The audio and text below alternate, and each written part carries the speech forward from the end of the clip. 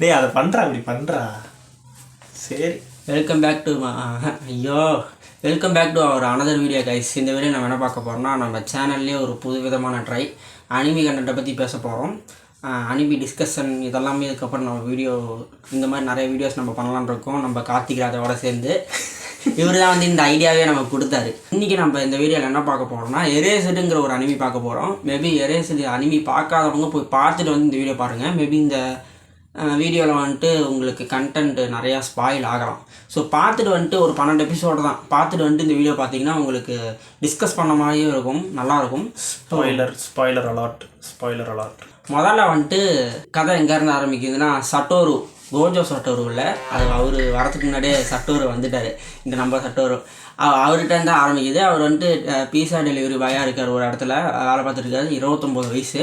அவருக்கு வந்து ஒரு பவர் இருக்கும், ரிவல்வல் பெனாமனன்ட்டு. அதாவது ஒரு விஷயம், ஒரு இடத்துல ஒரு தப்பு, பெரிய ஆக்சிடென்ட் நடக்க போகுதுன்னா அது வந்துட்டு அந்த இதே வந்து அவனுக்கு திரும்ப நடக்க ஆரம்பிக்கும். நடக்கும்போது அவன் ப்ரெடிக்ட் பண்ணிடுவான், அந்த இடத்துல ஏதோ ஒரு தப்பு நடக்க போகுது, நம்ம அதை காப்பாற்றணும் அப்படின்ட்டு. அதாவது எங்கே போய் கொண்டு வரணும்னா, அந்த தப்பு நடக்கிற இடத்த எப்படி எந்த இடத்துல கொண்டு போய் விட்டால் அவனால் காப்பாற்ற முடியுமோ அந்த இடத்துல கொண்டு போய் காலம் அவனை போய் விட்டுரும். அவன் வந்துட்டு அங்கே எங்கே தப்பு நடக்குதோ அதை பார்த்து வந்துட்டு அவன் காப்பாற்றுறது அவனோட பவர். சரிங்களா? இதை பேஸ் பண்ணி தான் அந்த கதையை நவர போகுது. இந்த மாதிரி நடந்துட்டு இருக்கும்போது டக்குன்ட்டு பார்த்தா ஒரு நாள் நம்ம சட்டூரோவோட அம்மாவை வந்து யாரோ ஒருத்தன் வந்து கொலை பண்ணிட்டு போயிடுறான், தொப்பி மாட்டிக்கிட்டு. கொலை பண்ணிவிட்டு வெளியே வரும்போது சட்டூரோ கிராஸ் ஆகிறான். என்னடா அது, யாரா அவன் நம்ம வீட்டுக்குள்ளே இருந்து வரான் அப்படின்ட்டு நினச்சிக்கிட்டு உள்ளார போகிறான். பார்த்தா அவங்க அம்மா செத்து கிடக்குறாங்க. டக்குன்னு கை வச்சு பார்க்கும்போது ரத்தமெல்லாம் ஆயிடுது. டக்குன்னு அவங்க பக்கத்து வீட்டு ஆண்டி வந்துட்டு அவனுக்கு சாப்பாடு கொடுக்க வரும்போது வந்துட்டு கையில் ரத்தத்தை இவனோட பார்த்தவொடனே இவன் தான் கொலைக்காரன்ட்டு போலீஸை மாட்டி விட்டுறாங்க. போலீஸ் பிடிக்க வரும்போது அவன் தப்பிச்சு வந்துடுறான். தப்பிச்சு வரும்போது வந்துட்டு ஐரிங்கிற ஒரு கேரக்டர் இவன் வேலை பார்த்துட்டு இருக்க இடத்துல ஒரு பார்ட் டைம் ஜாப் பார்க்குற ஒரு 17 வயசு ஒரு பொண்ணு வந்து இவனுக்கு ஹெல்ப் பண்ணும். இவனை கடைக்காலம்லாம் கொடுத்து டக்குன்னு ஒரு நாள் வந்துட்டு ஏன் அவங்க அம்மா வந்து செத்து போக ஆரம்பித்தாங்கன்னு ரிசர்ச் பண்ணும்போது திடீர்னு ஒரு ரிவைவல் ஆக ஆரம்பித்தான். அந்த இடத்துல எங்கே ரிவைவல் ஆகுனா 18 வருஷம் பின்னாடி போயிடுவான். இவனுக்கு 11 வயசு இருக்கும்போது 1988 தானே, 88க்கு போயிடுவான். பார்த்தா கொஞ்ச நேரம் கழிச்சு இது பண்ண போகிறான். அப்போ தான் வந்துட்டு நம்ம இங்கே ஒரு ரிவைவல் இருக்குது. ஏன்னா இவன் ஒரு மாதிரி தனியாகவே இருப்பான். நீங்கள் ஆரம்பத்தில் பார்த்தீங்கன்னா அப்போ அதோட பேக் ஸ்டோரி என்னென்னா, இவனோட ஃப்ரெண்ட்ஸ் எல்லாம் வந்துட்டு 3 பேர் இறந்துருப்பாங்க. ஏன்னா சீரியல் கில்லரால் சாகடிக்கப்பட்டிருப்பாங்க. அது எதனால் நடக்கும்னா வந்துட்டு இவன் வந்து அந்த ஃப்ரெண்ட்ஸை தனியாக விட்டதுனால தான் வந்துட்டு நடக்கும். கையோங்கிற ஒரு பொண்ணை வந்துட்டு இவன் அன்றைக்கி நைட்டு பார்க்கில் வந்து கூப்பிட்டுருந்தானா, என்னோட வான்னு கூப்பிட்டுருந்தானா, அந்த பொண்ணு அன்றைக்கி தனியாக பார்க்கில் நின்றுருக்காது. நம்ம வந்துட்டு அந்த பொண்ணை காப்பாற்றிடலாம் நினச்சே சோகமாக இருப்பான். ஸோ அதுக்கு ஒரு ரிவைவல் நடக்கும். அந்த ரிவைவலை பேஸ் பண்ணி தான் அந்த கதையே போகும். எதுக்கு அந்த 29 வருஷத்துக்கு முன்னாடி ஒரு ரிவைவல் நடக்குது அப்படின்னா, இப்படி ஒரு பெரிய பிரச்சனை நடக்க போகுதுங்கிறது இந்த ரிவைவலில் ஒரு பேலன்ஸ் மாதிரி இருக்கும். அதை இவன் வந்துட்டு தீர்த்து கட்டணும் அப்படின்னு சொல்லிட்டு இவனுக்கு தெரியும். ஸோ இவன் வந்துட்டு பின்னாடி போய் சிக்கிப்பாங்க. அந்த இடத்துல எப்படி பாஸ்ட்டு கொண்டோம் அதெல்லாம் எதுவுமே யோசிக்க மாட்டான். அங்கே போய் அவனோட பழைய ஃப்ரெண்ட்ஸ்லாம் பார்த்தோன்னே ஜாலியாகிடுவான். அங்கே ஒரு பொண்ணு இருக்கும் கயோ அப்படின்னு சொல்லிட்டு, அந்த ஒரு கிளாஸ்மேட்டை காப்பாற்றுறது தான் வந்துட்டு கதையாகவே நகரும். அந்த இதுக்கும் ஃப்யூச்சருக்கு சம்மந்தம் இருக்குது. அந்த பொண்ணு அந்த 3 பேர்த்த காப்பாற்றினா இவன் ஃப்யூச்சர் மாறும். ஏன்னா அவங்க அம்மா எதனால் செத்துருப்பாங்கன்னா, அவங்க அம்மா கிட்டத்தட்ட அந்த கொலைக்காரன் யாருன்னு கண்டுபிடிச்சிருவாங்க. அந்த கொலைக்காரன் தான் அவங்க அம்மாவை கொண்டிருப்பான். ஸோ அப்போ இந்த கொலையே நடக்கணும்னா அவங்க அம்மா ஆக மாட்டாங்கல்ல. இந்த 3 அவன் ஃப்ரெண்ட்ஸையும் காப்பாற்றிடுவான், அந்த பொண்ணையும் காப்பாற்றிடுவான்ல. ஸோ அதை பேஸ் பண்ணி இந்த கதை நகரும். கயோவோட அம்மா அப்பா வந்துட்டு ஒரு A-rated R-rated அம்மா அப்பாவாக இருப்பாங்க. போட்டு அவளை அடிக்கிறது, வெளியே இருக்க கராஜில் போட்டு சாத்தி வைக்கிறது, குளிரில் வைக்கிறது, அப்புறம் அவளை உள்ளே கூட்டிகிட்டு வந்து போட்டு அவளுக்கு சாப்பாடு கொடுக்காம தொல்லை பண்ணுறது. அவள் உடல் முழுக்க காயத்தோடு வந்துட்டு கிளாஸில் உட்காந்துருப்பா. இதுக்கப்புறம் வந்துட்டு சட்டுரு எப்படி ஆரம்பிப்பான்னா, இது எல்லாமே அவங்க அம்மா அப்பா தான் பண்ணுறாங்க அப்படிங்கிற ஒரு நோக்கத்தில் தான் ஆரம்பிப்பான். அதுக்கப்புறம் தான் வந்துட்டு அவன் அங்கே கிளாஸில் இருக்கிற ஒரு ஆள் தான் இதெல்லாத்துக்கு காரணம் அப்படிங்கிறத அவன் புரிஞ்சுக்கிறான். அதெல்லாம் வந்துட்டு சூப்பராக இருக்கும். இதுலேயே வந்துட்டு கென்யான்னு சொல்லிட்டு ஒரு பையன் கேரக்டர் ஒன்று இருக்கும். அவன் வந்துட்டு எல்லாரும் சின்ன பசங்களாக இருக்கிறப்பயே அவன் வந்துட்டு அவன் டீச்சர் அளவுக்கு ஐக்கியோட இருப்பான். நீ என்ன பண்ணுற அப்படின்னு சொல்லிட்டு அவன் ஒரு கேள்வியிலேயே இருப்பான். அவன் கேரக்டர் ரொம்ப இன்ட்ரெஸ்டிங்கான ஒரு கேரக்டர். அந்த கேங்லேயே ரொம்ப அறிவாளி பிள்ளையா அவன் ஒருத்தன் தான் இருப்பான். அவன் ரிவைவலில் வந்துட்டு அவன் தோத்துருவான். அதாவது கயோ மார்ச் 1 அப்போ வந்துட்டு செத்து செத்துருவா. ஆனால் வந்துட்டு ஃபர்ஸ்ட் ரிவைவலில் மார்ச் 1 காப்பாற்றிடுவான். சரி 1ஆம் தேதி நம்ம காப்பாற்றிடுவோம், இதுக்கப்புறம் கையோ சேஃப் ஆயிடுவா அப்படின்னு நம்ம ஹீரோ கொஞ்சம் ரிலீஃப் ஆகும்போது 3ஆம் தேதி இறந்துருவான். மறுபடியும் வந்துட்டு அவன் ஃபியூச்சருக்கு போயிடுவான். அதுக்கப்புறம் கொஞ்ச நாள்லேயே போலீஸ்ட்ட மாட்டிக்குவான். மறுபடியும் மாட்டி காருக்குள்ளார ஏற போகும்போது வந்துட்டு நம்ம கில்லர் அப்படியே ஓரக்கனால பார்ப்பான். அப்போ ஏதோ ரியலைஸ் பண்ணிட்டு எனக்கு ஒரே ஒரு சான்ஸ் மட்டும் கொடுங்க, நான் வந்துட்டு கொடு அப்படின்னு சொல்லி வானத்தை பார்த்து கத்துவான். மறுபடியும் வந்துட்டு செகண்ட் ரிவைவல் 2வது டைமும் அந்த 18 வருஷத்தை நம்ம ஹீரோ வாழ போயிட்டு மறுபடியும் அந்த இடத்துல போயிட்டு காப்பாற்றுற ப்ராசஸ்லாம் காப்பாற்றிடுவான். பட் என்ன பண்ணிடுவான்னா கில்லர்கிட்ட அதான் இவன் அந்த பேட் லக் வந்து இவனுக்கு நடந்துடும். அதாவது அந்த ரிவைவலில் போயிட்டு ஒருத்தரை காப்பாற்றிட்டாங்கன்னா அவங்களுக்கு வர அந்த பேட் லக் வந்து இவனுக்கு நடந்துடும். அந்த மாதிரி கில்லர்கிட்ட இவன் மாட்டிக்குவான். கில்லர் கண்டுபிடிச்சிடுவான், இவன் ஏதோ பண்ணுறான், இவன் தான் வந்து நம்மளோட இதை தடுக்கிறான் அப்படின்ட்டு. அப்புறமேட்டு வந்துட்டு கில்லர் வந்து அவனை ஆற்றுக்குள்ளார தள்ளிடுவான். காரோட வச்சு கொல்ல மாட்டான், ஆத்தோட தள்ளி விட்டுறான். கொஞ்ச நாளில் பார்த்தா நம்ம டக்குன்னு டைம் லைன் மாதிரி 2003 போய் நிற்கும். போய் நின்னா ஒரு 3 பேரை காப்பாற்றின பேட் லக்குங்கிறது ஹீரோ வந்துட்டு ஒரு 15 வருஷம் படுக்கை ஆக்கிடும். ஆமாம், கோமா போயிடும். நான் கூட கொஞ்ச நேரம் வந்துட்டு அவங்க அம்மா தனியாக நடந்து போகிறத பார்த்துட்டு சரி ஹீரோ செத்துட்டான் அப்படின்னு நினச்சேன். பார்த்தா கோமாவில் இருந்திருக்கான். எந்திரிச்சு பார்த்தா என்னன்னா, நீங்கள் இந்த அனிமையை பார்த்தீங்கன்னா ஃபுல்லாகவே வந்து கையோ அப்புறம் சட்டூரோ அவங்க 2 பேரும் ஒரு கப்புள்ஸ் மாதிரி கொண்டு போவாங்க. அது ஒரு மாதிரி நல்லா இருந்துச்சு. ஆனால் கடைசியில் அந்த பொண்ணு வந்துட்டு கப்புல்லாம் இல்லை, அந்த பொண்ணு எனக்கு பிடிக்கும், நான் அந்த பொண்ணை காப்பாற்றுறேன் அப்படின்னு காமிச்சது ஒரு மாதிரி டிஃப்ரெண்ட்டாக நல்லா இருந்துச்சு. நல்லா இருந்துச்சு. ஒரு மாதிரி இருந்துச்சு எனக்கு வந்துட்டு நல்லா இது பண்ணுவாங்க, ஒரு மாதிரி ஃபீல் குட்டாக இருந்துச்சு. பட் அதை உடச்சி அந்த 15 வருஷம் கோமாவிலேருந்து எந்திரிச்சு பார்ப்பான்.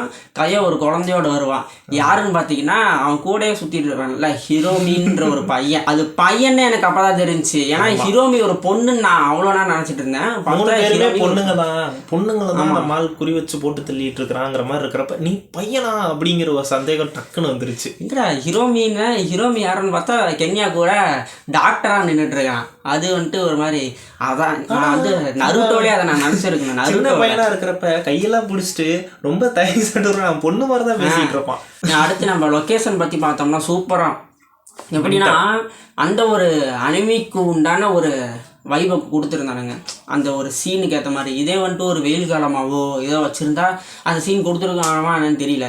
பட் ஒரு வின்டர் பனியே பெஞ்சிட்டு இருக்கு அப்படிங்கும்போது ஒரு நல்ல ஒரு வைப் தந்துச்சு. அந்த அனிமி பார்க்கறதுக்கு ஒரு நல்ல நிம்மதியான ஒரு தோட்டம் சொல்கிற மாதிரி நல்ல வைப்பு தர்றதையும் தாண்டி அந்த மிஸ்டீரியஸான ஒரு மைண்ட் செட்டையும் அதை ஹேண்டில் பண்ணுவோம். ரெண்டுத்தையுமே அது பண்ணுறப்ப நல்லா இருந்துச்சு, செம்மையாக இருந்துச்சு. டெய்லியும் நான் ஒரு வாரத்தில் இந்த அனிமி ஓடிச்சேன். டெய்லியும் வந்து ஒரு எபிசோட் அப்படின்ட்டு சூப்பராக இருந்துச்சு. எப்படா வீட்டுக்கு வந்து அந்த அனிமி பார்ப்போம் அப்படின்ட்டு டெய்லியும் ஒவ்வொன்றுன்னு வச்சு பார்த்தா ஒரு 2-3 நாள் கழிச்சு பார்த்தா 2 பார்த்து சீக்கிரம் முடிச்சிட்டேன்.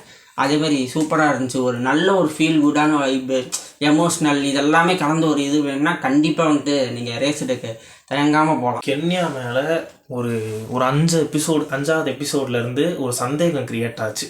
ஏன் கென்யா அந்த மாதிரி நைட்டு வந்துட்டு அவன் டீச்சர் கூட நின்று பேசிகிட்டு இருப்பான். அந்த சீன் வந்துட்டு இதுக்கப்புறம் பெருசாக ஏதோ நடக்க போகுது அப்படின்னு பார்த்தா அப்படி எதுவும் நடக்காது. ஆனால் அந்த இடத்துலயே நம்ம கில்லரை வந்து டீஸ் பண்ணிட்டு இருந்தானுங்க. ஒரு சந்தேகம் வந்துருது. ஓவராலா எல்லாரையும் பாக்குறப்ப நம்மளால வந்துட்டு ஷிரட்டோரின்னு ஒரு பையன் இருப்பான். அதை சும்மா சுத்திட்டு ராக்கெட் பண்ணிட்டு சுத்திட்டு இருப்பான்.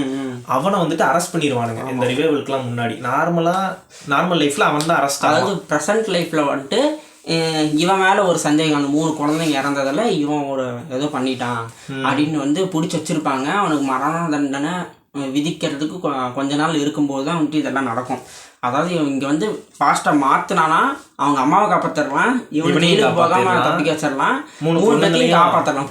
பொண்ணுங்க ஒரு பையன் காப்பாற்றிடலாம். பையங்கிறதே உங்களுக்கு நம்மளால இவன் ஜுன் ஷிரட்டோரி இவனையுமே வந்துட்டு ஒரு இடத்துல கில்லர் மாதிரி காமிப்பாங்க. ஆமா, அந்த வீட்டில் வந்துட்டு தெரியும் நிறைய படங்கள்லாம் வச்சிருக்கோம். அது கொடுத்ததே நம்ம இவர் தான் கொடுத்துருப்பாருன்னு நினைக்கிறேன். யாசிரோ தான் கொடுத்துருப்பான்னு நினைக்கிறேன். அவன் தான் சொல்லுவான்ல இந்த மாதிரி கொடுத்துருப்பான், கொடுத்துட்டு போட்டுருப்பான்னு நினைக்கிறேன். இந்த மாதிரி இது வந்துட்டு எனக்கு தெரிஞ்சவங்க எனக்கு கொடுத்தாங்க, என்னால் வேணாம்னு சொல்ல முடியாது, அதனால் நான் வச்சிருக்கேன் அப்படிமா.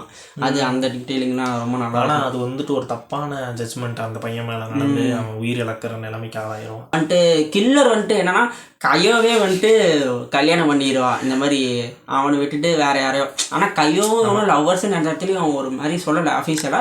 பட் வந்துட்டு அந்த மாதிரி காட்டி இது பண்ணிடுவாங்க. அவங்க 2 பேருக்கு நடுவில் ஒரு பாசம் இருக்கும். அதை நம்ம தான் லவ்னு பார்த்துட்டு இருக்கிற கடைசியில் அந்த ட்விஸ்ட் நல்லா இருந்துச்சு. ஆனால் கில்லர் வந்து இவனுக்காக 15 வருஷம் வரலுமே வந்து வெயிட் பண்ணி இவனை கொள்ளணும் அப்படின்னு மாத்திரமே. ஏன்னா அவன் நினச்சிட்டு இருப்பான் ஹீரோ தான் அவனோட பர்பஸ் அப்படின்ட்டு.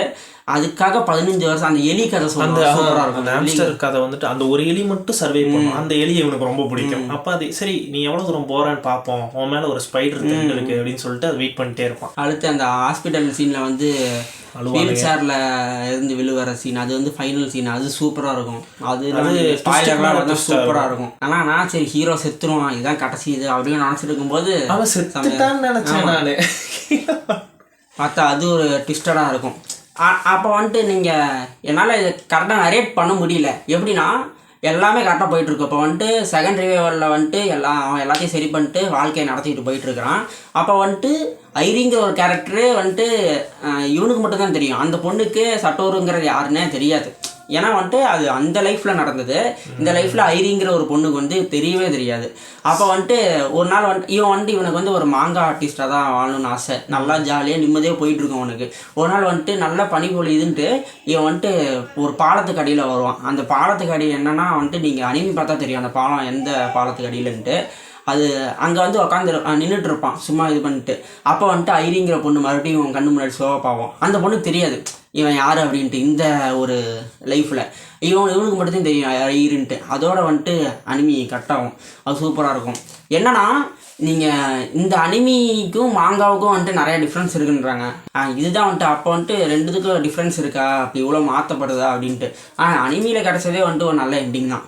இதே வந்து ஒரு வேளை கையோ வெயிட் பண்ணி எனக்கு கல்யாணம் பண்ணுற மாதிரி இருந்தால் ஒரு நார்மல் அனிமி மாதிரி போயிருக்கும். சரி ஓகே வேலை பண்ணுறாங்க சேர்ந்துட்டானே. ஆனால் அந்த ஐரின்னு ஒரு கேரக்டர் கூட்டிகிட்டு வந்து ஹீரோக்கு ஒரு நம்பிக்கையை கொடுத்து 2 பேரும் சேர்ந்து கையோ வந்துட்டு ஏதோ ஒரு மூலையில சந்தோஷமா வாழ்றான்னு நம்ம ஹீரோ நடந்து சந்தோஷப்பட்டு இருந்து நல்லா இருந்துச்சு. அது ஒரு மாதிரி டிஃப்ரெண்ட்டாக.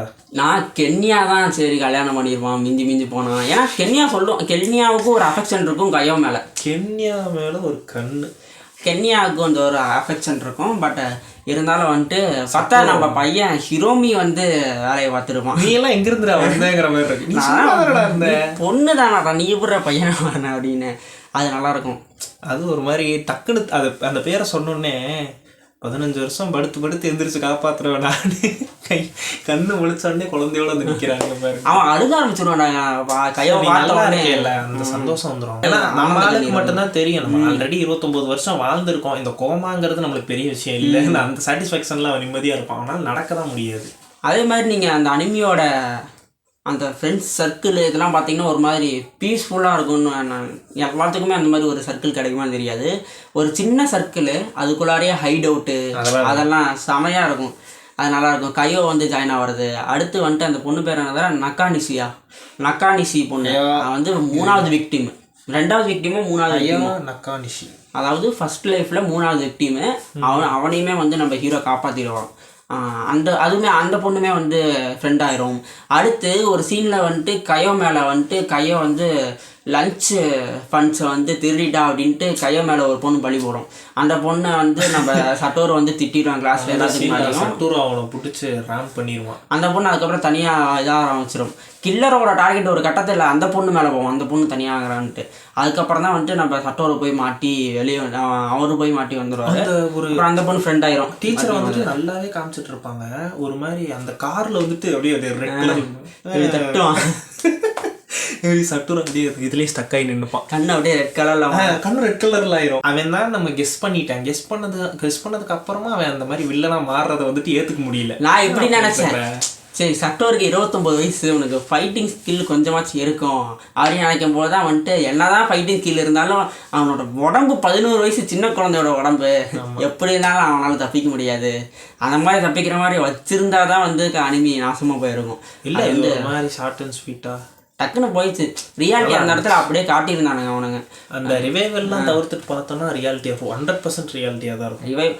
நான் எரேசர் பார்த்துட்டு அடுத்த யுவர் நேம் பார்க்குறேன். யுவர் நேமும் அந்த மாதிரி தான் இருக்குது. நான் எதிர்பார்க்கல யுவர் நேம் ஒரு லவ் ஸ்டோரி சரி ஓகே நல்லாயிருக்கும் அப்படின்னு பார்த்தா யுவர் நேம் வந்துட்டு ஒரு டைம் ஓவர்லாப்பிங் தான். ரெண்டுமே வந்து டைம் ஓவர்லாப்பிங்கு. அது நல்ல ஒரு கனெக்ட் ஆனிச்சு. நான் என்ன வரலும் வந்துட்டு ஒரு அடிதடி இந்த attack and Titan Naruto bleach எல்லாமே பார்த்தீங்கன்னா ஃபைட் பேஸ்டு அந்த மாதிரி ஒரு இது போகும். அதுலேயும் ஃபீல் குட் எபிசோடெலாம் இருக்கும். பட் இந்த மாதிரி தனியாக ஒரு இதை பார்க்கும்போது செமையாக இருந்துச்சு. இந்த மாதிரிலாம் நான் பார்க்கணும் அப்படின்ட்டு. டீமன் ஸ்லேயர்லாம் ஃபைட்டே பீஸ்ஃபுல்லாக தான்டா இருக்கும். டீமன் ஸ்லேயர்லாம் எல்லாம் ரத்தம் தான், ரத்தம் தான். அது எபிசோட்லேயே வந்துட்டு அப்படியே எல்லாத்தையும் கடிச்சு துப்பிட்டு இப்படி திரும்பி பார்த்துட்டு இருப்போம். வீடியோ எப்படி வந்துச்சுன்னு தெரியல, நாங்கள் கதையை ஒழுங்காக நரேட் பண்ணோமா என்னன்னு தெரியல. இது எங்களோட ஃபஸ்ட் ட்ரை. ஸோ இதுக்கப்புறம் நாங்கள் ஏதாச்சும் இதில் குழப்பம் இருந்தால் கூட நாங்கள் இது பண்ணி நாங்கள் திருத்திக்கிறோம். ஆக மொத்தத்தில் இந்த அணிவி பார்க்கலாமா இல்லையான்னு ஒரு கன்க்ளூஷன் நீங்கள் வந்தீங்கன்னா, இவ்வளோ தூரம் பார்த்து இத்தனை ஸ்பாய்லர்ஸ்லாம் தாண்டி வந்து பார்த்தீங்கன்னா பார்க்கலாம், சூப்பராக இருக்கும். எங்கள் வீடியோ பார்க்காம முதல்ல போய் பார்த்துட்டு வந்து பார்த்தீங்கன்னா சூப்பராக இருக்கும். ஏன்னா எப்படின்னா 5க்கு வந்துட்டு 4 கொடுக்கலாம். ஏன்னா வந்துட்டு நிறைய பேருக்கு டைம் இருக்காது, பெரிய பெரிய இதெல்லாம் உட்காந்து பார்த்துட்டு இருக்க முடியாது. அந்த இடத்துல வந்துட்டு இது ஒரு மாதிரி சின்ன கதையை ஆரம்பிச்சு ஒரு மாதிரி கிறிஸ்பாகவே முடிஞ்சிடும். 10க்கு நான் 9.7 கொடுப்பேன். 9.7 நான் கொடுப்பேன். சூப்பராக இருந்துச்சு. கரெக்டாக வந்துட்டு கதையை நூற்றிருப்பாங்க. ஒரு இடத்துல கூட புரியாமல் போயிருக்காது. ஓவர்லாப் பண்ணி கரெக்டாக அந்த டைமோடு வந்துட்டு ஒரு விளையாடும் போது நமக்கு கரெக்டாக அது கன்வே ஆகணும் பார்க்குறவங்களுக்கு. அது சூப்பராக பண்ணியிருந்தாங்க இந்த ரேசோட அனிமியில். புரிஞ்சு எல்லாமே எந்த இடத்துலையுமே வந்துட்டு லேகே அடிக்கல. என்னையை பொறுத்தவரையிலும் வந்து எந்த இதுவுமே லேக் அடிக்கல. உனக்கு அடிச்சா லேகுன்னு சொல்லலை, ஏன்னா இருக்கிறது 12 எபிசோடு தான். அதை தாண்டி அவங்களால ஃபில்லர்லாம் யூஸ் பண்ண முடியாது இல்லை. இந்த மாதிரி பெரிய பெரிய demon slayer, attack and Titan, Naruto, இந்த மாதிரி பெரிய பெரிய அனிமேக்கு நடுவில் இதெல்லாம் காணாமல் போயிருது. ஸோ அதை தெரிவிக்கிற மாதிரி ஒரு வீடியோ பண்ணோம், அவ்வளோதான். இது மாதிரி இன்னும் நிறைய ஷார்ட் இந்த மாதிரி நல்ல அனிமேஸ் இருக்குது. ஸோ இந்த மாதிரி அண்டர்ரேட்டட் அனிமி மூவிஸ் இதெல்லாம் பற்றி நம்மளோட சேனல் இதுக்கப்புறம் வந்துக்கிட்டே இருக்கும். உங்களுக்கும் ஏதாச்சும் ஒரு அண்டர்ரேட்டட் அனிமி பற்றி பேசணும்னு தோணுச்சுன்னா கமெண்ட் பண்ணுங்கள். பார்த்துருந்தா பேசுவோம், இல்லைனா நாங்கள் அந்த அனிமியை பார்த்துட்டு அதை பற்றி பேசுவோம். ஸோ டைம் இருந்தால் ஒரு ஒட்டுக்கா ஒரு 4 மணி நேரம் 4.5 மணி நேரம் வந்துட்டு சும்மா தான் இருக்க போகிறேன் அப்படின்னா இதை செக் பண்ணி பார்க்கலாம். உங்கள் டைம் வந்துட்டு சுமூகமாக சூப்பராக இருக்கும். அந்த அனிமி முடிக்கும் போது ஒரு நல்ல ஒரு ஃபீல் குட் ஒரு விஷயத்தை கற்றுப்போம். எனக்கு இந்த அனிமி வந்து இன்ஃப்ளூயன்ஸ் பண்ணது லைஃப்பில் எத்தனை விஷயம் இருக்குது, ஃப்ரெண்ட்ஸ், அப்புறம் அந்த டைமோட வேல்யூ, யார் வந்துட்டு ரியல் ஃப்ரெண்ட்ஸ், இதெல்லாமே அந்த அனிமி வந்து கன்வே பண்ணிடும். ஸோ இந்த மாதிரி அனிமீஸ்லாம் நிறையா இருந்தால் பாருங்கள், எங்களுக்கும் சஜஸ்ட் பண்ணுங்கள். அடுத்த வீடியோவில் சந்திக்கும் வரை உங்களிடம் வந்து விடைபெறுவது நான் கார்த்திக் ராஜா, இவர் ஆகாஷ். சரி, ஓகே, பை. அந்த கேமராவில் கை வச்சு அந்த ஐக்கானிக் அதையாச்சும் முடியா, இப்படி கை வச்சு. சரி, நான் பண்ணுறேன். டக்குனாடி எப்படி இல்லை இது வேணாம், நான் நார்மலாக பண்ணுறேன். நாக்கு கடிச்சிட்டு பண்ணிட்டேன். போதுமா?